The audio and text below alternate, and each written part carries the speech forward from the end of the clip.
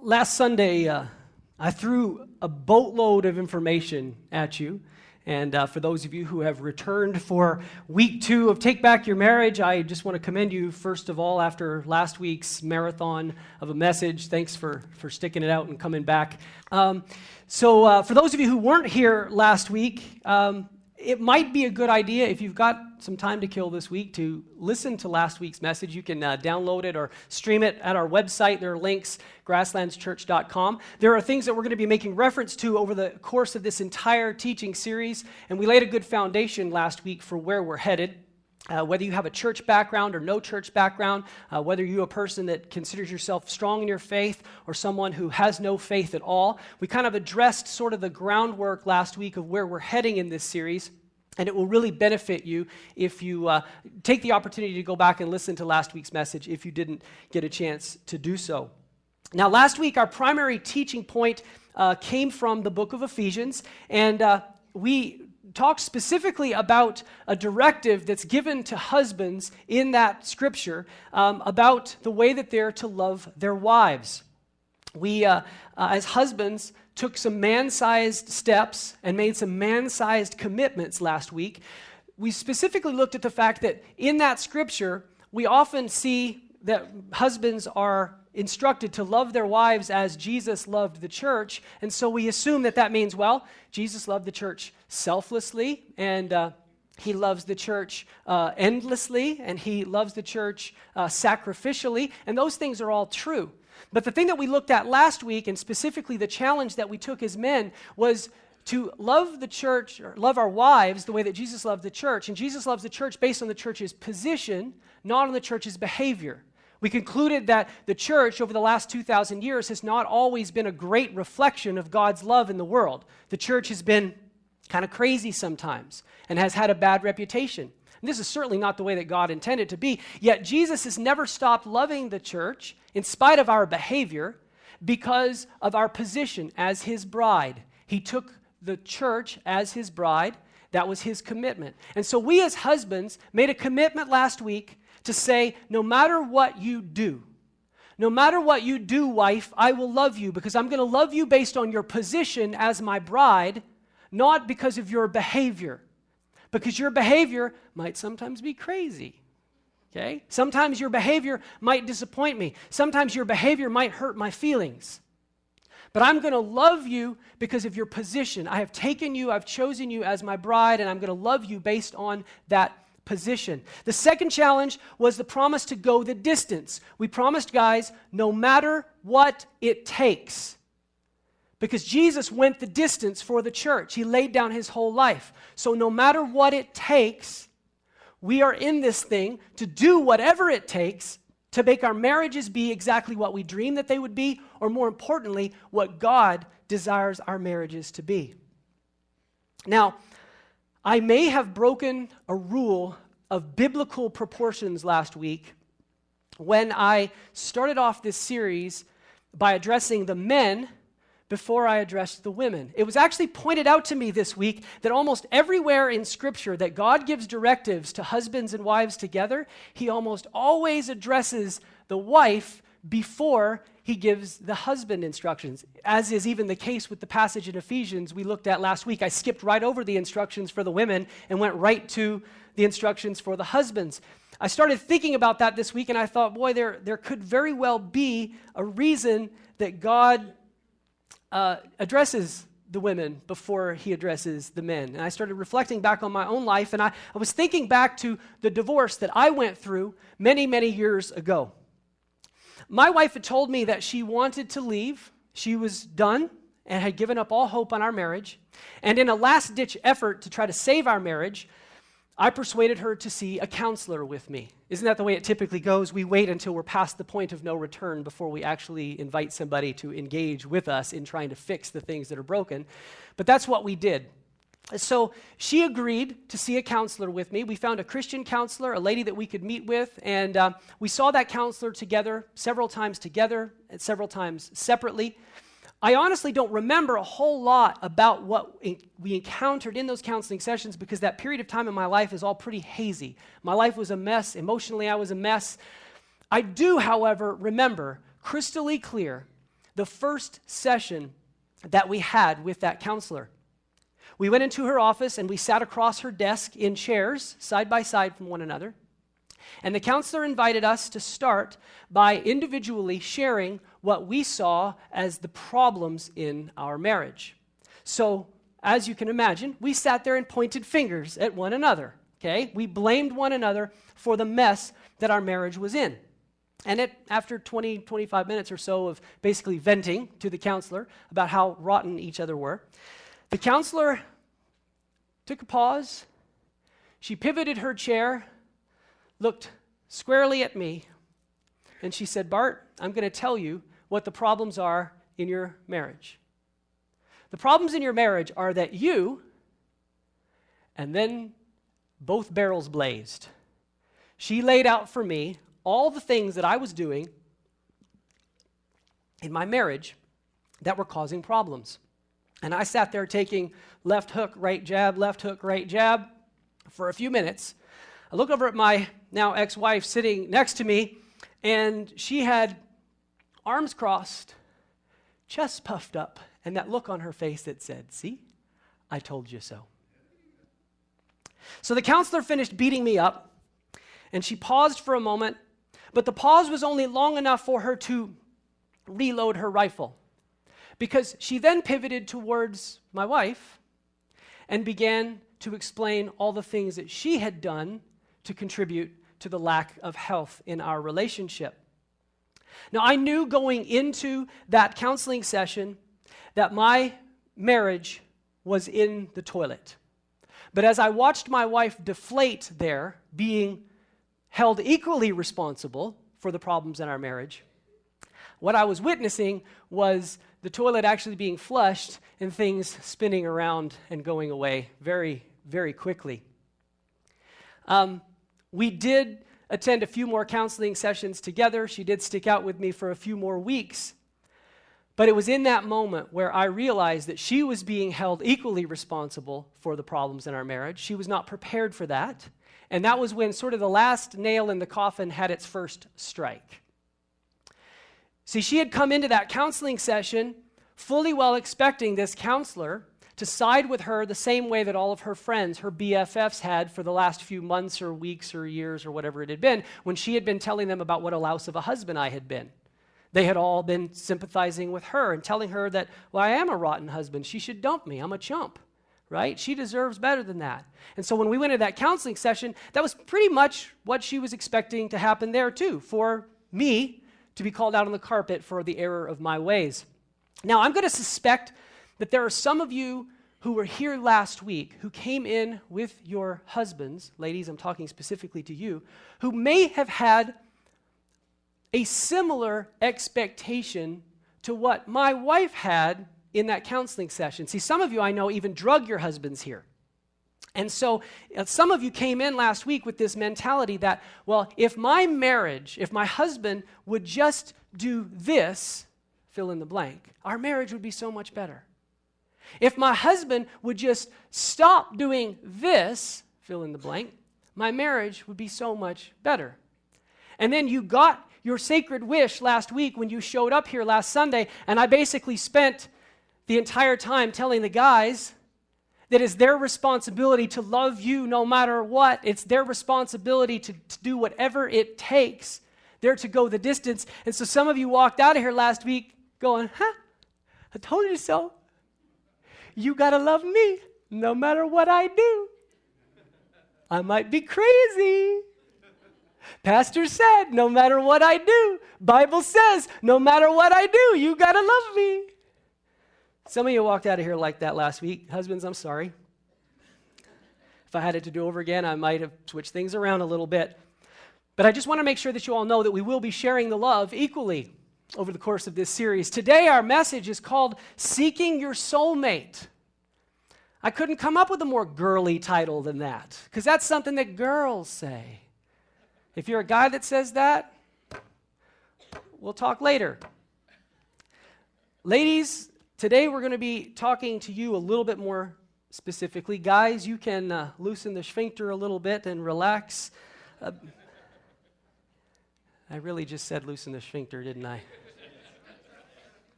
Welcome to church. Okay, so last week we talked about the divorce rate. 50% of all first marriages end in divorce. 70% of all second marriages end in divorce. It makes sense that we might be inclined to ask the question, is it even possible to have a happy marriage? Is it even possible to have a happy marriage? You know, I'm convinced that the answer is yes. It is possible to have a happy marriage. But as we discussed last week, it's hard work, and it requires a significant effort on our part to do the hard work necessary in our marriage to make it a happy, successful, divorce-free marriage. In my experience, most conflict occurs in marriage, and it all stems from one single and simple problem. And I'll sum it up this way by saying it's unmet expectations. You see, we all go into marriage with expectations about what marriage is going to be like. When we're dating, when we're courting, when we're engaged, we're living in la-la land. You all know that, right? It's la-la land. It's not real. And then you get married, and the next thing you know is that you've just made a permanent commitment to be with this person, and you begin to realize very quickly that their expectations from you are not what you were expecting. And you realize very quickly that your expectations of them are not quite the same. You know, all of us come into marriage with a different set of expectations, and our expectations are derived from what our exposure to marriage has been. And sometimes, you know, we may have grown up in a household where mom and dad loved each other, they did the hard work in their marriage, they were committed to one another, and they had an amazing marriage. And so we base our expectations on what we saw happen there. Some of us grew up with no marriage at all, with a single parent. And so we base our expectations on what we experienced growing up with a single parent. Some of us have both parents together, and it's such an ugly situation that it might be something we wish didn't exist. And so we base our expectations on marriage on what we saw our parents do that we didn't like, that we didn't appreciate. Sometimes we go into marriage and our expectations are justified. If you know God's word and you know what God's expectations are for marriage, then there's a very good chance that your expectations, if aligned with God's expectations, might be justified. But most of the time, by and large, we go into marriage with expectations that are selfish. They're self-centered. Nobody ever goes into marriage thinking about what they're going to put into it. You go into marriage thinking about what it does for you. It completes you, it fulfills you, it makes you whole. You think about what you get out of marriage. We don't go into it processing what we're going to have to put into marriage. Most of the time that there are unmet expectations, we can trace it all back to the fact that the two parties involved, the husband and the wife, are just simply not on the same page. They're not on the same page when it comes to understanding what marriage is supposed to look like. Here's my first teaching point today. I want you to remember this, okay? If you're a note taker, you've got some note space on the back of your bulletin, you can write this one down. Relationships are truly maximized when both parties are on the same page. Relationships are truly maximized when both parties are on the same page. When goals, objectives, plans, and expectations are unified, then our conflict is minimized. It's a pretty simple formula, but it's very difficult to execute. Is it really possible to have a happy marriage? If you do what everybody else is doing in our culture today, I'm going to say probably not. But if you can get an understanding of what God's design and God's plan for marriage is, if you can get on the same page with God, then I think it's very possible. In fact, I think it's probable that you will have a happy marriage. As long as the page that we're working from is a page that's written by us as individuals, then the priorities that we put on that page are going to be self-focused. They're going to be self-centered. we're going to make sure that our own personal needs and desires are the first things met on our page. And what makes matters worse is that as we go through the course of life, our pages change. Our expectations in marriage change. Raise your hand if you have children. Okay? You can put your hands down. You know for a fact that your expectations in your marriage changed the day you brought a child home with you. Nothing was the same after that. Your life situation changes. You might change careers, and your marriage expectations change. You might move to a new community and have new friends. Your socioeconomic status may change. It may get better, it may get worse. That may cause your marriage expectations to change. Your health situation, the health of your spouse, the health of your children may change. That will change your set of expectations in marriage. But here's the deal. God's page doesn't change. It's consistent. It will never change. And so if we can both get onto God's page, the one that doesn't change, then we can affirm that we will be headed in the same direction in our marriage.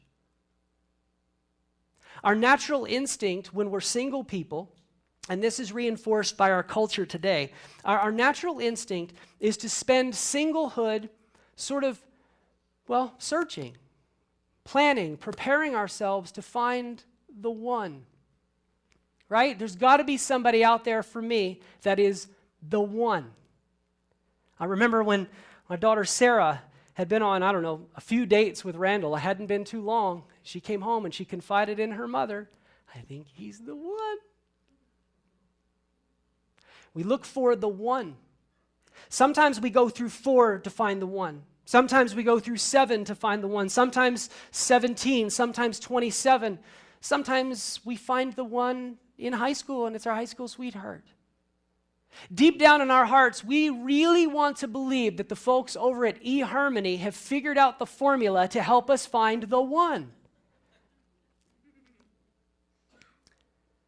I'm going to challenge you today, and singles, I want you to listen up. If you're a single person or single again here, this is what you need to hear.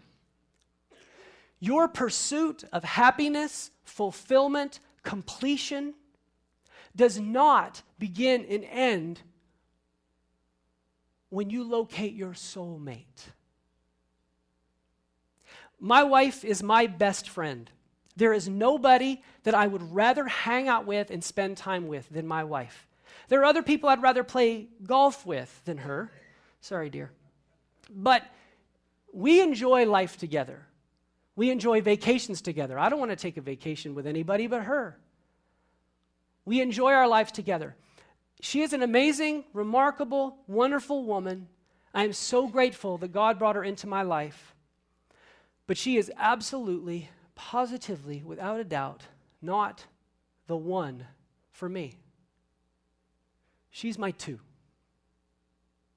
Matthew chapter 22, verse 37 says, "You shall love the Lord your God with all your heart, with all your soul, with all your mind." See, God wants to be our number one. He needs to be our number one. It's His right to stake claim as our number one because He's the one who made us, for crying out loud. He knew you before your mother knew you, which was a whole lot earlier than your spouse or your significant other knew you. Not only that, but God's primary reason for creating you, for even enabling you to enter into this world, was to have a relationship with you. That's the reason you are allowed to be alive, is because God wants to have a relationship with you. It's His right to be our number one. That passage in Matthew doesn't say, love your spouse with all your heart, mind, soul, and strength. It says, love God with all you've got. That's the greatest commandment. Pursue God with all you've got. Now, if you're a single person and you are experiencing the pangs of loneliness or incompletion, I'm going to challenge you today to completely disregard your pursuit for the one, for your soulmate. You need to make God's priorities your number one priorities. You need God to be your number one. You need to pursue your number one while preparing for your number two. Matthew 6:33 says, "But seek the kingdom of God and his righteousness, and all these things will be added to you."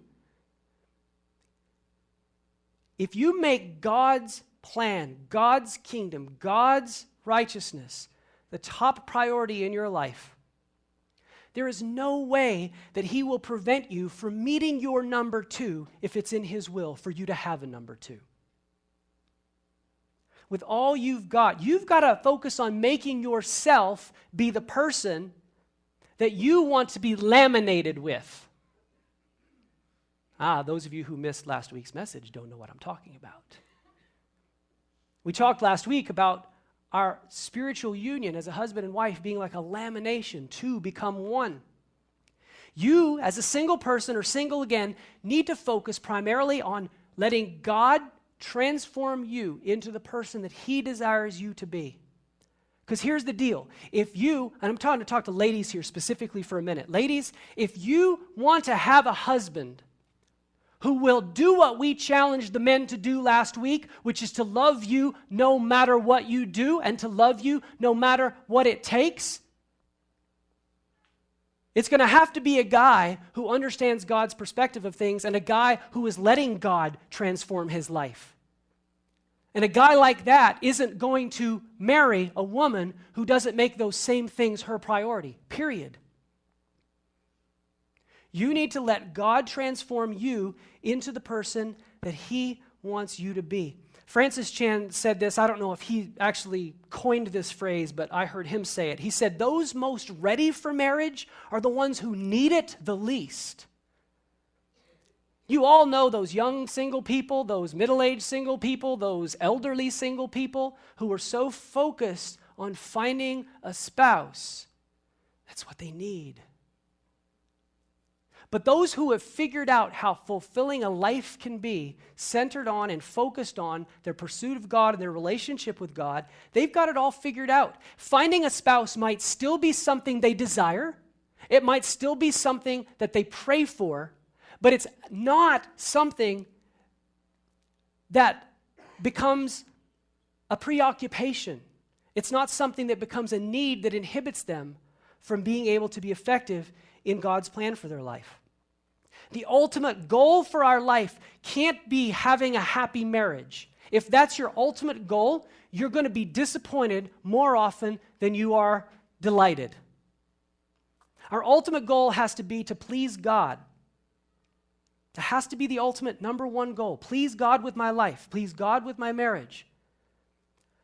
I'm a firm believer that if we as husbands and wives live our lives primarily in the service of God, to honor God with our lives, to follow God, to please him, I believe a happy marriage is a natural byproduct of that. I think it will come.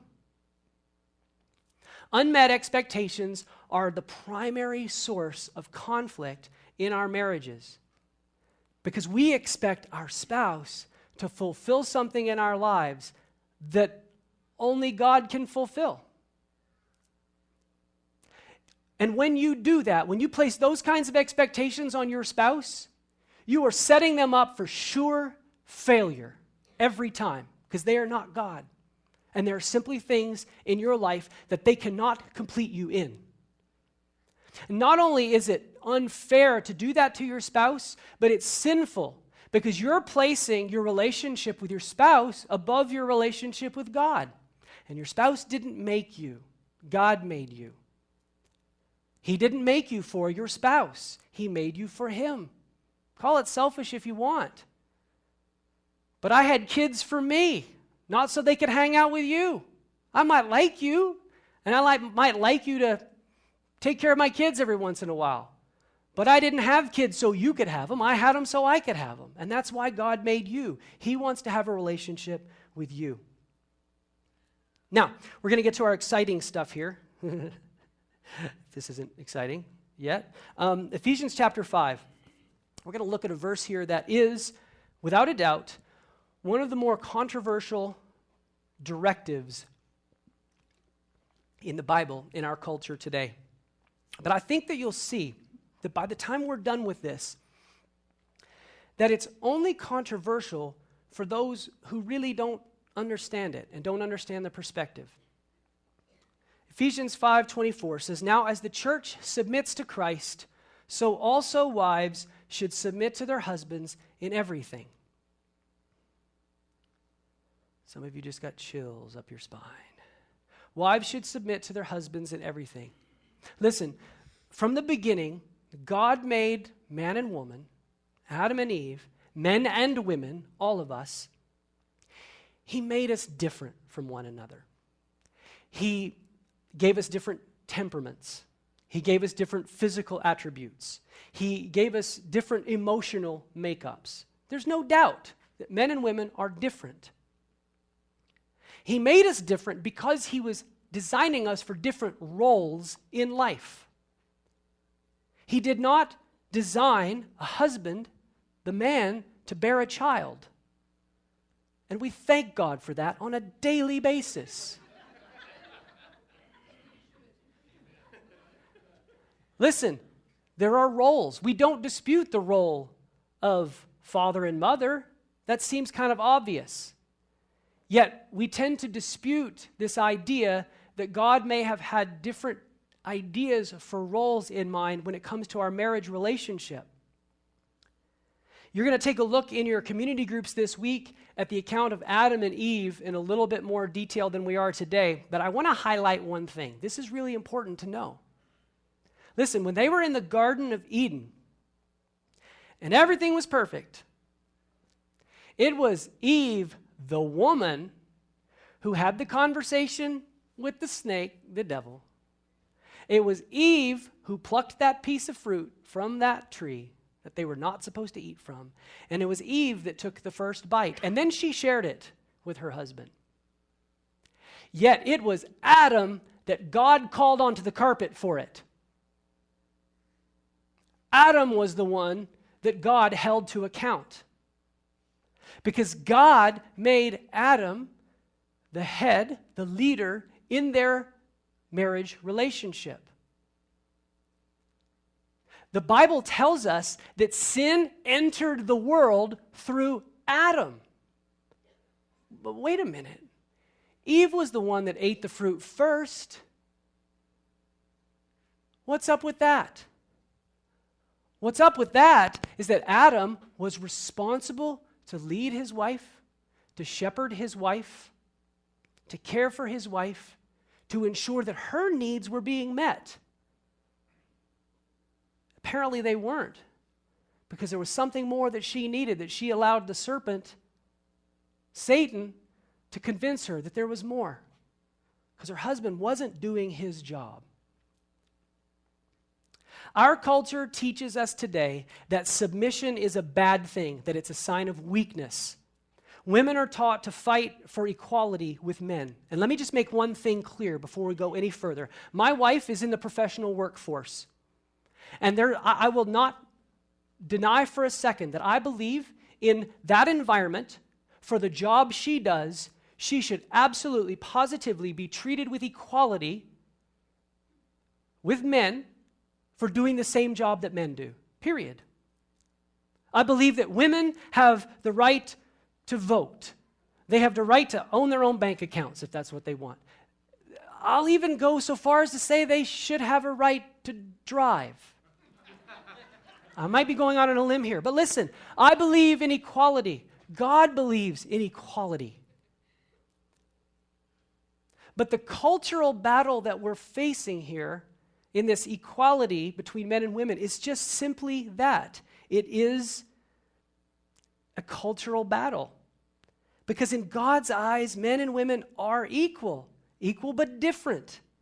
Jesus died for all mankind, men and women. He didn't decide to die just for the men or just for the women. It's both. It's a both and deal. We talked about this last week. Look, when two become one flesh, They are one. When two get married, they become one flesh. How can one part of that be unequal to the other? It doesn't make sense. The best analogy that I can come up with for this, and forgive me if it's not a good one, but think about your car for a minute, okay? You've got a couple of kinds of wheels on your car. You've got the ones that hit the ground that go round and round, and you've got the one that you hold on to that actually gets you where you're going. Your car is virtually inoperable without both, correct? Nod your heads if you agree with me. You cannot drive a car that doesn't have the wheels on the ground. You cannot drive a car that does not have a steering wheel. They are of equal importance, completely different roles, correct? One provides the leadership. But that doesn't mean that it's any more important than the other. Because if you take the tires off my car, doesn't matter how good my steering wheel is, because I'm going nowhere.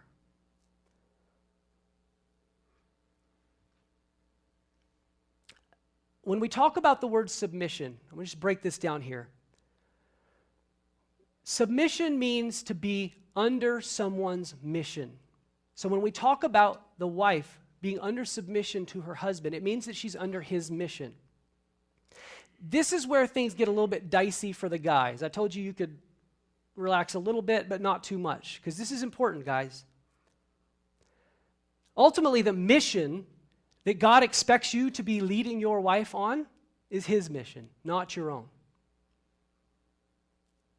God's expecting the husbands to lead their wives on God's mission. They're going to be accountable for that, just like Adam was accountable for Eve's failure in the Garden of Eden.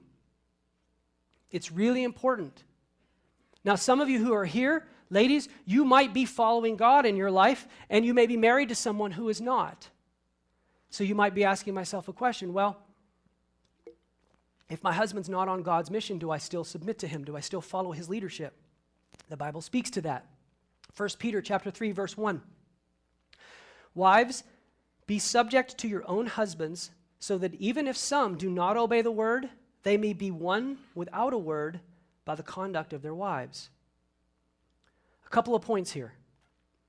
This is written to women, wives, who are following God, and it's obviously referring to their husbands who are not. Wife, if your husband is not following God, your responsibility is still to submit to his leadership in marriage. And the reason I will say that, regardless of his faith position, is that is the way that God designed the relationship to work. And because it's God's design, it's the best way for it to work. You can resist it, you can fight it, you can kick a boulder if you want, but you're not going to get much more than a sore toe. Because if we fight against God's design for something, we're probably not going to see the progress that we want. The next thing that the text, I want to point out from the text here, it says that these husbands might be won without a word. We say that actions speak louder than words, but so often our actions are muffled by the sound of our voices. Ladies, if you submit to your husband in Christ-like humility, you provide a far better Christian testimony to him than you do by nagging him about his lack of faith. It's pretty simple. I don't know of any man who ever gave his life to Jesus because his wife nagged him there. I'm telling you, if you do things God's way, it's going to work out better. Guys, if God has given you a wife, or you hope that he someday will, your number one responsibility is to lead her to him. You've got to get yourself on God's page. And then it's your responsibility to ensure that she's there with you on God's page. God is far less concerned with how nice the house is that you've bought for her. The Bible does tell us husbands that we need to be providers for our wives, but that's not God's ultimate plan. And we get wrapped up in that, right? We want to give our wife everything. Most of us do. We want her to have a nice home. We want her to drive a nice car. There are all kinds of things we want to have for our spouse because we believe that it's our duty, our responsibility to provide those things. But this is where one of the greatest ironies I find in our culture today. How many of you are familiar with 1 Corinthians chapter 13? We call that the love chapter in the Bible. You hear it at weddings all the time. Love is patient. Love is kind. It does not envy. It does not boast. Blah, blah, blah. Those are nice words about love. Okay, they're good words. But listen, in that exact same letter that Paul wrote just a few pages earlier, he actually told married men that it was better for them to live like unmarried men. The first time you read that, you kind of go, what does that mean? A married man to live like an unmarried man. He goes on to explain it. He says, look, a married man, his number one concern in his life is his wife. I've got to feed her. I got to clothe her. I got to provide her a house. I got to make sure her needs are met. For the unmarried man, his only anxiety is how he's going to please God. And so Paul challenges in this letter, he challenges married men to live like unmarried men. Say, look, make God your number one. You've got to focus your first set of energies on how you can please your number one. You can't make him your number one if your number one priority is to please your number two. So guys, let that sink in for just a minute. Your responsibility is to get on the same page with God. You want your wife to submit to your leadership, your natural God-given leadership. You make it so much easier when you are under God's authority in your life, when you are following God. There's so many things in our lives that fight for our attention and our energy. And a surefire way of ensuring that those things don't cause conflict in your marriage is just to make sure that you and your spouse are unified in your goals, in your plans, and in your objectives. And the best way to do that is to get on the same page with God. It's like having insurance for your marriage. I met Cindy and Dean Carlson early 2011, late winter, early spring. Cindy and Dean had decided to come and participate in a Bible study that my wife Elizabeth and I were holding in our home. It was a few months before Grasslands had launched. And when we met the Carlsons, their marriage was pretty much toast. This Bible study that they were doing together was sort of a last-ditch effort to see if they could get on the same page. Cindy had been on God's page for quite a while, but Dean had resisted getting on God's page. But Dean had reached a place out of desperation that he realized he needed to figure out what was on God's page. So Dean sought God, Dean found God, and Dean made a clear decision that it was time to get on to God's page. The challenge was that at this particular point, Cindy was so mad at God, she'd crumbled up God's page and kind of tossed it out. She'd gotten tired of waiting for God to do what only God could do with Dean, and so she left his page. And so this was sort of where we met them and where our relationship began. Over the course of a few months, we met every week. We did this Bible study. We spent a lot of time talking and praying and just sharing about our lives.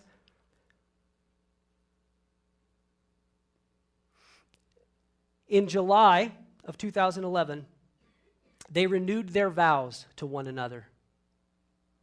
I had the privilege of leading them in their ceremony. For the first time in their lives, Cindy and Dean were on the same page with God. They were together searching for answers from God. One of the Bible verses that they explicitly asked to be included at their wedding was Ecclesiastes 4:12. Though one may be overpowered, two can defend themselves. A cord of 3 strands is not quickly broken. Cindy and Dean had made a clear realization that resulted in a firm resolution in their marriage. They realized that no matter how hard they fought to hold their marriage together, no matter how desperate they got to figure out how to work things out, They simply could not get on the same page.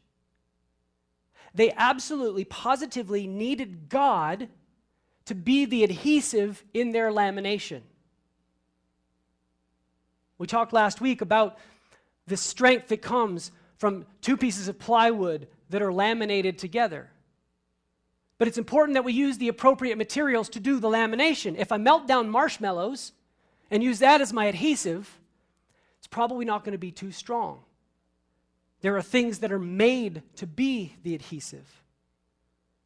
The strength of our bond in marriage comes in that third element, that third component that we bring into it. Not only does bringing God into our marriage give us great strength in our marriage, but it gives us some great satisfaction.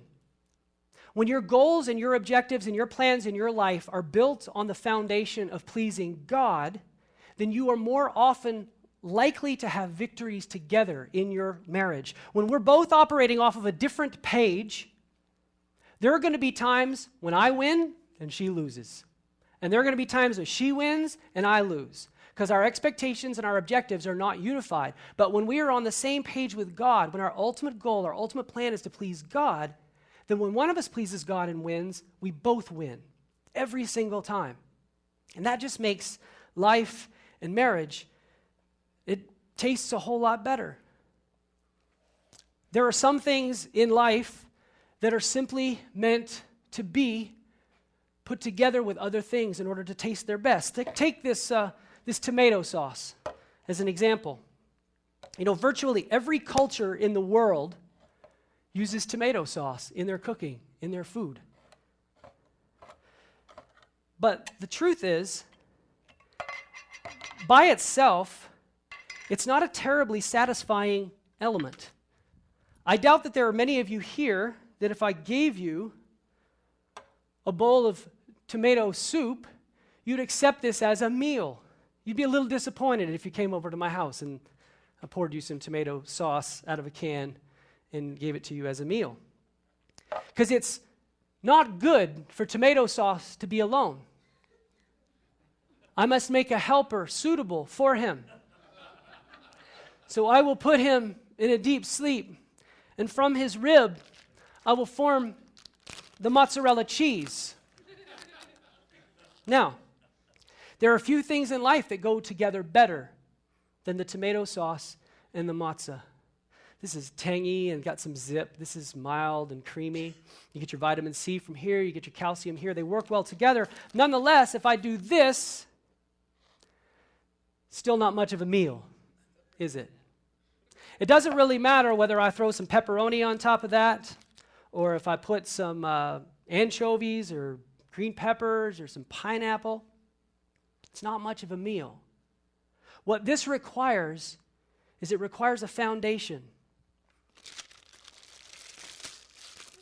And the foundation is what's going to hold it all together. It's what makes it edible. For those of you who are gluten-free, sorry. Listen, when I take the foundation and I apply the sauce to the foundation,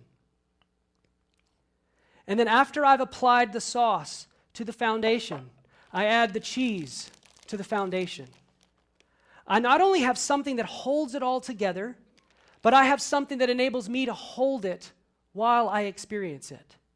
Now from here, there are all kinds of things that I can add to this to spice it up. I can add pepperoni, I can add green peppers, I can add a little ham, a little pineapple. But I cannot build my marriage on the pineapple and the ham of life. It's not going to hold it together. I've got to build my marriage on the foundation, on the crust, on what it was intended to be placed upon. How many of you, raise your hands, this is for real. How many of you attended one of our community groups last week for the very first time? And some of you did. Because you win today. You get to take a marriage home with you. Okay, raise your hand. Community groups for the first time? Yeah, Dan, Community groups for the first time? Again? Okay, how many of you are here today for the first time? Here you go, pass a couple more of those down. We got 2 more couples down there. I got one more marriage to hand out. Anybody else want a marriage? Here, you can have a marriage. Hope you're not gluten-free. All right, I just need to get rid of the pizzas there. Honestly, it pays to go to a community group, doesn't it? And to be new. As we experience life together and we go through marriage, we have to focus on making sure that our foundation is everything that our foundation is supposed to be. It'd be pretty naive of me to think that I can stand here and tell you to, go make your marriage better because you've now made God your number 1 and your spouse is number 2. I realize that this is complicated. I promise you that our teaching over the next few weeks is going to have a few more simple steps in it. Okay? Next week, we're going to talk about fighting. We're going to talk about money. We're going to talk about sex. There's some simpler steps involved. In some cases, they're hard steps. But I realize this is a tough step. This is a big step. Every single one of us in this room is in we've got a different set of GPS coordinates when it comes to where we are in our faith journey and where our marriage is. And so I don't want you to think that I think that this is easy. I know it's not. I'm going to give you a challenge today for this upcoming week, and you're going to have a chance to look at this again in your community groups this week.